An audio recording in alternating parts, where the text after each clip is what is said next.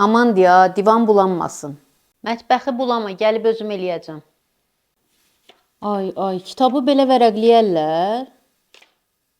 Bu ayaqqabını həftədə bir dəfə yumaq lazımdır. Bəzi evlərdə əşyalar insanlara xidmət edir, bəzilərində isə insanlar əşyalara. Mükəmməlçi valideyn uşağın hər hərəkətini bir robot kimi idarə etmək istəyir. Axırda bilirsiniz nə olur? 20-30 yaşlarına çatanda, süfrəyə yemək dağıdanda başlayır özünü söyməyə, üzü qızarır, əlləri titrəyir, tərləməyə başlayır və ya üstünü bulayır, az qalır ağlasın. Səhv etməkdən bu qədər qorxan adam özünü necə sevə bilər? Özgüvəni hansı səviyyədə ola bilər? Təbii ki, o bir çox zaman səhv eləyəcək, amma hər səhv etdiyində özünə nə qədər nifrət edəcək?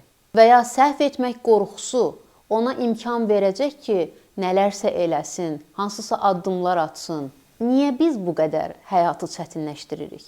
Xalça biraz kirli olsa, divan tam təmiz olmasa, hər şey yerli yerində dəqiq olmasa, kitabın bəzi hissələri cırılsa, amma övladımızın üzü gülsə, özünü sərbəst hiss etsə, bizdən qorxmasa, səhv etməmək üçün ürəyi əsməsə, daha xoşbəxt böyüməzmi? Səhv etməkdən qorxmasa, daha uğurlu olmazmı?